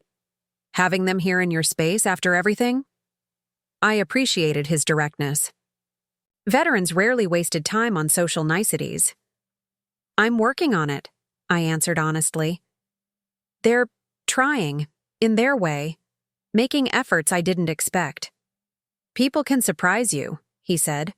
Unexpected wisdom from a man who had once told me he'd never trust anyone again after what he'd seen in combat. Not always, but sometimes. By 10 o'clock, the center hummed with activity. Staff positioned chairs for the ribbon-cutting ceremony. Caterers arranged refreshments in the community kitchen. Media representatives tested lighting and sound levels near the podium. Through it all, I moved with practiced ease, answering questions, solving last-minute problems, maintaining the calm confidence my team had come to rely on. When my parents arrived, I was reviewing security protocols with our facilities manager. Michael spotted me first, waving enthusiastically across the crowded lobby. Beside him, my mother looked smaller than I remembered, less imposing in a simple navy dress. My father stood scanning the space with an appraising eye, Harrison Walsh at his elbow. "I'll finish up here," the facilities manager offered, noting my distraction. I crossed the room, accepting Michael's exuberant hug before turning to my parents. "You found it all right?" "Your directions were very clear," my mother said, eyes darting around the bustling center, taking in unfamiliar territory. "This is quite impressive, Victoria." My father extended his hand to shake mine, our family's traditional greeting, formal and contained. I took it briefly, noting a firmness that conveyed something like respect. "The construction quality appears excellent," he observed, ever the pragmatist. "Good sight lines, efficient layout." Harrison Walsh stepped forward, hand outstretched. "Captain Reeves, an honor to finally meet you. Charles has told me so much about your work." Had he? This revision of history, my father as long-time supporter rather than reluctant convert, might have angered me weeks ago. Now it simply felt like part of a larger pattern of recalibration, my parents adjusting their narrative to accommodate the daughter who had defied their expectations and found success on her own terms. "Thank you for coming," I said, genuinely, appreciating the foundation funding his presence represented, whatever its motivations. "Would you like a tour before the ceremony begins?" As we moved through the facility, I explained each intentional design element, the absence of fluorescent lighting that could trigger veterans with traumatic brain injuries, the sound-dampening materials that minimized unexpected noises, the private entrances for those struggling with crowded spaces, the family support wing where spouses and children could receive their own counseling. My mother lingered in this last area, studying the cheerful murals and child-sized furniture. "You provide services for families too, not just the veterans themselves?" "The entire family serves," I explained, quoting our program materials. "When one person goes to war, everyone in their household experiences the effects. Children especially need support understanding and processing what their parent is going through." She nodded slowly, absorbing this. "I never considered that aspect." Few people do. It's one of the gaps in traditional veteran services we've worked hardest to address. As we continued the tour, I noticed my father and Harrison falling into conversation with Marcus, who had been released from treatment and returned to work part-time. I tensed instinctively, worried about how my father, with his country club manners and corporate polish, might interact with a veteran still raw from recent crisis. But as I approached, I heard Marcus saying, "The peer support model is what makes the difference. Traditional therapy has its place, but nothing replaces talking to someone who's walked the same ground, who understands the specific weight of the experiences you're carrying." My father listened intently, none of the dismissive impatience I'd expected evident in his posture. "And this approach, veterans helping other veterans, this is the core of Phoenix Rising's methodology?" "It's Captain Reeves's whole philosophy," Marcus confirmed. "She built this place on the idea that our trauma doesn't disqualify us from helping others. that it actually gives us unique insight, makes us exactly the right people to reach back and pull others through the darkness. Something shifted in my father's expression, a subtle realignment I couldn't quite interpret. He glanced at me, then back at Marcus. That's a profound perspective. Changed my life, Marcus said simply. Saved it, actually, more than once. The rawness of this admission hung in the air between them, my father visibly processing its weight. In our family, vulnerability had always been treated as weakness, emotions kept tightly contained, struggles handled privately or not at all. Here was a man, a Marine no less, speaking openly about suicidal despair and the community that had helped him survive it. Before my father could respond, my assistant appeared at my elbow. 10 minutes to the ceremony, Captain. Media's asking for a quick statement before we begin. The ribbon cutting unfolded with precision. Brief speeches, strategic photo opportunities, the ceremonial scissors finally severing the red ribbon as cameras flashed. I spoke about our mission, our journey from a small support group to a national model for veteran care. Thanked donors and partners who had made the expansion possible. Emphasized that this center represented not an endpoint, but a beginning, the first of many such facilities we hope to establish across the country. Throughout, my parents stood in the front row, expressions attentive. When I mentioned the upcoming White House meeting to discuss nationalizing our approach, my mother's eyebrows rose slightly. She hadn't known about this development clearly. When I acknowledged the veterans whose courage in confronting trauma had inspired our work, my father nodded almost imperceptibly, a gesture so subtle I might have missed it if I hadn't been unconsciously monitoring their reactions. After the formal program concluded, the crowd dispersed into networking clusters, donors mingling with staff, media representatives capturing footage of the facility. I found myself momentarily alone, a rare occurrence at such events, watching the interactions from a slight distance. My mother engaged in conversation with one of our family therapists, posture indicating genuine interest rather than polite obligation. My father stood with Harrison and several veterans, listening more than speaking, unusual for a man accustomed to dominating any room he entered. Michael appeared beside me, 2 water bottles in hand. He offered one silently, followed. My gaze to our parents. They're really trying, he observed, in their emotionally constipated way. I laughed softly, accepting the water. I've noticed. Dad hasn't checked his watch once, and Mom actually asked me questions about your foundation on the drive over. Real questions, not just the polite ones. Evolution in progress, I murmured. Not quite ready to fully trust this new parental incarnation, but unable to deny the evidence before me. Speaking of evolution, Michael lowered his voice. Have you decided about the White House position? The advisor role? I sighed, the weight of the decision pressing on me despite the day's celebratory atmosphere. Still considering. It's an incredible opportunity for systemic change, but you'd have to step back from direct service, he finished, understanding immediately. From the hands-on work that matters most to you. Exactly. I watched a group of veterans gather near the memorial wall, pointing out names and photos they recognized.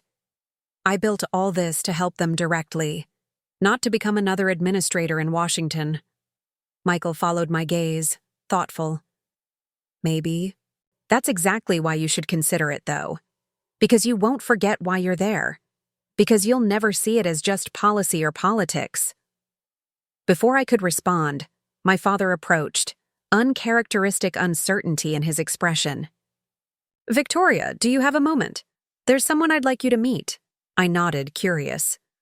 Michael squeezed my shoulder in silent support before drifting away to join a nearby conversation. My father led me toward a silver-haired man in an impeccable suit standing near the memorial wall. Victoria, this is James Caldwell. James served with my father in Korea. The older man extended his hand. Captain Reeves, it's an honor. I shook his hand. pieces clicking into place. My grandfather's military service was rarely mentioned in our family, a chapter of history carefully excised from the narrative my parents had constructed.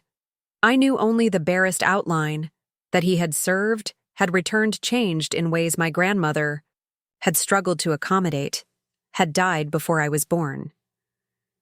Mr. Caldwell is the reason I contacted Harrison about the foundation endowment, my father continued, each word seeming to require unusual effort. He's been wanting to meet you for some time. Your father and I reconnected at a veterans event last year, James explained. When I learned what you were building here, I wanted to see it firsthand. Your grandfather would have benefited enormously from something like this. My father's gaze fixed somewhere in the middle distance. My father never received adequate support after his service. The resources simply didn't exist then. When he struggled, it was treated as weakness, as failure. He paused, swallowing visibly. We didn't understand what he was experiencing, didn't know how to help him. The admission hung between us, heavy with implication. This aspect of our family history, my grandfather's post-war struggles, my father's childhood experiences with a traumatized veteran, had never been shared with me, had never been acknowledged as potentially relevant to how my parents had responded to my own military service and subsequent work.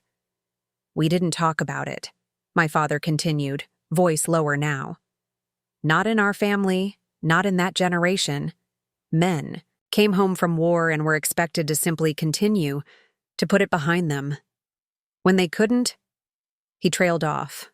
But I understood what remained unsaid. When they couldn't, they were considered defective, damaged, disappointing. The parallels to how he had initially viewed my post-injury path were impossible to miss. The work you're doing here, James said, filling the silence. It's what Charles's father needed.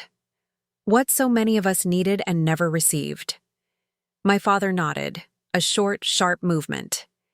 I should have made the connection sooner, between what happened to my father and what you're trying to prevent for others. His eyes finally met mine, complex emotion visible in them. I failed to see it, failed to understand what you were really building here. This wasn't the carefully crafted apology I might have once demanded. It wasn't a complete accounting of years of dismissal and disappointment. But in my father's halting words, in his willingness to expose this buried chapter of family history, lay something perhaps more valuable, genuine recognition of his limited perspective and a commitment to expanding it. You're seeing it now, I said finally. That's what matters most. Around us, the center continued its inaugural buzz. Veterans connecting with services, media capturing footage, donors networking with staff. The Phoenix mural caught the afternoon light, hundreds of faces illuminated in a collective portrait of resilience and recovery. My parents stood witnessing it all, no longer spectators at a performance they couldn't understand, but participants in a mission they were finally beginning to value. Not because it had brought me national recognition or political influence, but because it addressed wounds they recognized, wounds that had shaped our family across generations in ways none of us had fully acknowledged until now. The White House. Meeting took place 3 days after the center opening. Unlike the Pentagon's imposing martial architecture, the West Wing projected an intentional modesty. Rooms smaller than television portrayed them, furnishings elegant but understrained, power conveyed through understatement rather than grandeur. I was escorted to the Roosevelt Room by a young aide with the polished efficiency of someone twice her age. The president will join shortly, she explained, gesturing to a chair midway down the table. Secretary Mitchell and Chief of Staff Harrington are already here. I nodded, adjusting my uniform jacket. After deliberation, I'd chosen to wear my dress blues rather than civilian attire, a conscious decision to represent not just Phoenix Rising, but the veteran identity that informed everything. We did. The missing sleeve, professionally pinned, made my sacrifice visible. In Washington's power circles, I'd learned that visible sacrifice carried weight that credentials alone could not convey. Secretary Mitchell greeted me warmly, making introductions to the others gathered around the table. The VA Chief of Medical Operations, 2 senior policy advisors, the President's military liaison. We engaged in careful small talk, testing the conversational waters while tacitly acknowledging the significance of my presence in this room. Your center opening garnered impressive coverage, the Chief of Staff observed. The images of veterans sharing their stories were particularly powerful. I nodded, appreciating that she'd noted the veterans themselves rather than the political figures or donors who had attended. Their willingness to be visible is the foundation of our approach, breaking the isolation that so often accompanies trauma. The door opened, conversations ceased, and everyone rose as the President entered.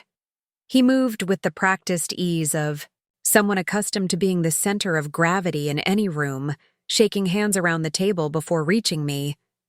"Captain Reeves," he said, grip firm. "I've been looking forward to meeting you. Your brother's graduation speech was remarkable. Clear, honest, no political polish. Exactly what we need more of in this conversation about veteran care." "Thank you, Mr. President," I replied, caught off guard by the personal reference to Michael's graduation. The viral nature of that moment still disoriented me occasionally, the way it had transformed a private family reckoning into public discourse about service and purpose. Once seated, the President dispensed with preliminary pleasantries. "Let's talk about your transition program, why it works when so many others have failed." For the next hour, I outlined our approach: the Peer Support Foundation, trauma-informed design, family integration, community connection. Emphasized the importance of treating veterans not as broken objects requiring repair, but as experienced assets requiring reconnection. Detailed our outcomes data, our cost-effectiveness metrics, our scalability models. Throughout, the President listened attentively, asking incisive questions that revealed genuine understanding of the issues. This wasn't political theater or a photo opportunity. He was seriously evaluating whether our methodology could transform the nation's approach to veteran reintegration. "Your results speak for themselves," he said finally. "The question is whether your model can work within federal systems, with their inherent bureaucracy and resistance to change. That's why the special advisor position is structured with direct executive authority," Secretary Mitchell interjected, "to bypass traditional channels when necessary." The President nodded, then fixed his gaze on me. "Susan tells me you're still considering the appointment. May I ask what's giving you pause?" The directness of the question demanded equal honesty. "Two concerns, Mr. President. First, whether I can be more effective working within government than continuing to innovate outside it. And second, whether accepting a political appointment might undermine the trust veterans place in our programs." He leaned back slightly, considering this. "Fair concerns. To the first, government moves slowly, yes, but its reach is unmatched. The programs you've built help hundreds, perhaps thousands. Working with us, you could impact millions." He paused, weighing his next words. "As for the second, that's precisely why we need you. To ensure these programs remain authentic to veteran needs rather than political expedients." The discussion continued, delving into implementation details, potential obstacles, timeline considerations. Throughout, I found myself measured not just for competence but for conviction. My unwavering focus on veteran outcomes rather than institutional preferences clearly registering as my primary qualification for the role. As the meeting concluded, the President walked me out personally, an unusual gesture that didn't escape the notice of staffers we passed. At the West Wing entrance, he paused. "Captain, before you decide, I'd like to share something personal." His tone shifted, became less official. "My uncle returned from Vietnam in '69, Bronze Star recipient, career military. After discharge, he struggled, couldn't hold jobs, alienated family, eventually took his own life in '83. He looked away briefly, then back, gaze direct. I've often wondered how different things might have been if programs like yours had existed then. If he'd had someone who understood what he was carrying. The admission, unexpected from a man whose every word was typically calculated for optimal political effect, caught me off guard. I'm sorry about your uncle, sir. I'm telling you this because I want you to understand. This isn't just policy to me. It's personal. He extended his hand again. Whatever you decide, the work you've built matters. It changes lives. I just believe we can help you change more of them. During the car ride back to my hotel, I stared out at Washington's monumental landscape, structures designed to convey permanence and power, to dwarf individual human concerns beneath collective national identity.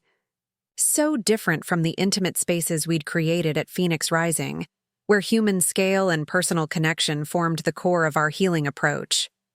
My phone buzzed with a text from Michael. How'd it go with POTUS? Did you dazzle? Did you accept? Details required immediately. I smiled despite the weight of the pending decision. Went well, still thinking. We'll call tonight. Another message appeared, from my mother, surprisingly. Since her health scare, she'd begun reaching out more frequently, tentative digital bridges constructed of brief texts and occasional emails. Your father and I were just talking about your visit to the White House. Whatever you decide, we're proud of you. I stared at those last 4 words, so simple and yet so long withheld. We're proud of you.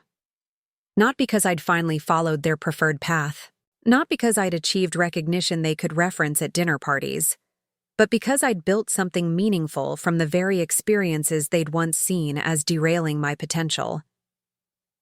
Later that evening, in my hotel room, I spread out materials from both worlds, Phoenix Rising's strategic plan and the White House appointment briefing papers.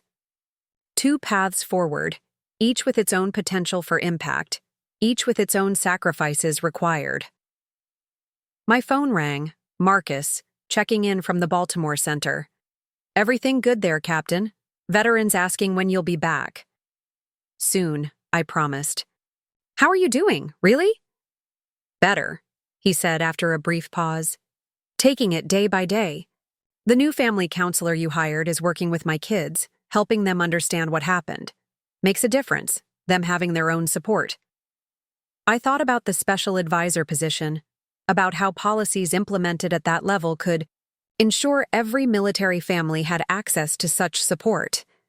Thought about my grandfather, whose struggles had shaped my father in ways only now becoming clear, about generational trauma left unaddressed because resources weren't available. Marcus, if you had to choose between helping 50 veterans directly or changing systems to help thousands you'd never meet, which would you choose? He considered this. Tough call, but I think I'd choose the thousands, because each one of those, thousands has people who love them, who need them to heal. His voice softened. When I almost didn't make it, it wasn't just about me. It was about Janelle, the kids, everyone connected to me. That's the ripple effect, right? That's what you always talk about. After we ended the call, I walked to the window, gazing out at the illuminated Capitol dome glowing against the night sky. The decision crystallized not as a choice between direct service and policy work, but as an evolution, from helping individual veterans find their path to clearing the way for thousands to do the same. I picked up my phone and dialed Secretary Mitchell's number. When she answered, my response was clear and direct. I'd like to accept the position with one condition. Phoenix Rising continues its work independently as a model and testing ground for approaches we might implement nationally. I think we can arrange that, Captain, she replied, satisfaction evident in her tone. The President will be pleased. We'll announce next week. As I ended the call, I felt a strange sense of completion. Not an ending, but the closing of one chapter and the opening of another. The path from my parents' rejection to the White House had been neither straight nor planned, had included detours through war zones and rehabilitation centers, community meetings and hospital rooms, yet each step, even the painful ones, had led, precisely here, to a position where my lived experience could inform national policy, where the work born from my own recovery might become a blueprint for thousands of others.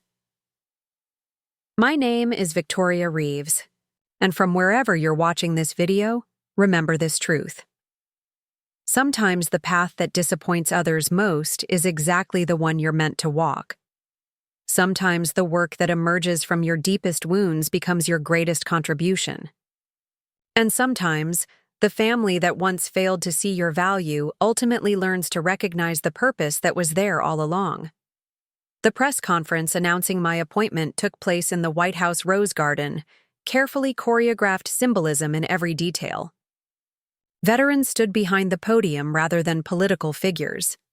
The Phoenix Rising logo, subtly incorporated into the backdrop, carried equal visual weight with governmental insignia. My introduction emphasized military service and front line, veteran work before any academic credentials. My parents sat in the front row beside Michael. Not on the stage, not singled out for recognition, but present in a way that felt both surprising and right. My mother wore a purple blouse, the color of military sacrifice, a deliberate choice I would have found performative months earlier, but now recognized as genuine effort to honor the world I'd built. Captain Victoria Reeves brings unique qualifications to this appointment, the president stated, voice carrying across the assembled press corps. Not academic theories or political connections, but lived experience and proven results. Her approach to veteran reintegration represents the future of how this country will honor its sacred obligation to those who've served. When I stepped to the microphone, the weight of the moment settled on my shoulders. Not just personal vindication or professional achievement, but responsibility for translating grassroots success into national impact. For ensuring that the authentic veteran-centered approach didn't get diluted by bureaucratic processes or political compromise. I accept this position, I began, not as a career advancement, but as an expansion of mission. Every policy we implement, every program we fund, every system we redesign will be measured by one standard alone. Does it genuinely serve those who have served us? As applause rippled through the audience, I caught my father's eye. He nodded once, a gesture conveying more than approval, understanding. Recognition that this moment represented not a departure from my path, but its natural evolution. Later, at a small reception following the formal announcement, my mother approached as I spoke with a group of veteran advocates. "Victoria," she said, touching my arm lightly. "I don't want to interrupt, but I wanted to give you something before you get pulled into more meetings." She pressed a small box into my hand, adding softly, "Open it when you have a moment alone." Hours later, in the quiet of my hotel room, I finally lifted the lid. Inside lay my grandfather's purple heart and a handwritten note in my mother's precise script. "Your grandfather never spoke about his service or his struggles after returning home. Your father found this medal hidden in a drawer after he died. I think both of them would want you to have it now, a reminder of the legacy you're continuing and the healing you're creating where they couldn't find it. We were wrong not to see the connection sooner. We are so proud of who you've become." I traced the medal's outline, this tangible link to a family history I'd never fully known, to wounds carried silently across generations.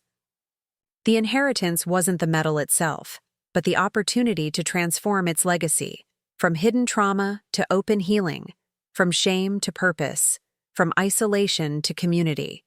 Tomorrow would bring meetings with transition teams, policy briefings, the 1,000 details involved in stepping into national leadership. But tonight, I sat with this small object and its profound connections, the strange full-circle journey from family rejection to family recognition, with war and service and injury and recovery marking the path between. My name is Victoria Reeves. The daughter they once called a failure now shapes national policy. The path they couldn't understand has become a roadmap for thousands. And the family that once turned away now stands witness to a purpose that transcends their expectations. Or mine.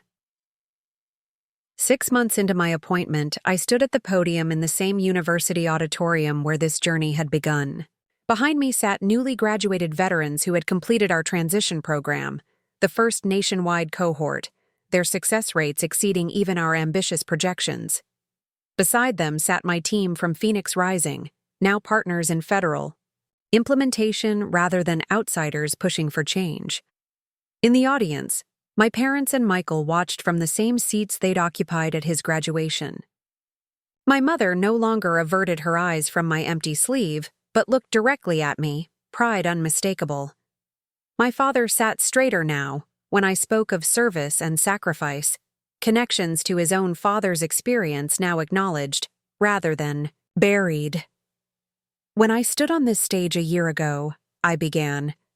I spoke about finding purpose in unexpected places, about how our greatest detours often lead us to our most meaningful destinations.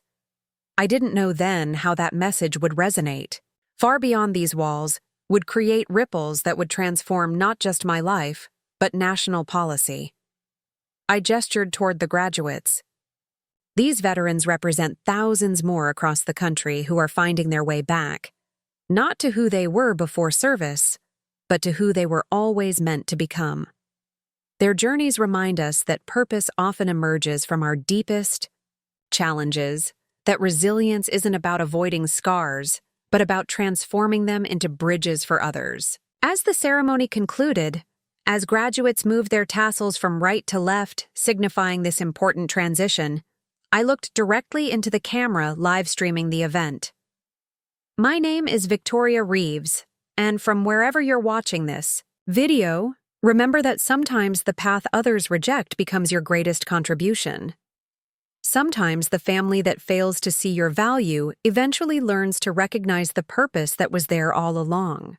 If this story resonated with you, if you've ever felt misunderstood on your own journey toward purpose, subscribe for more stories of transformation and resilience.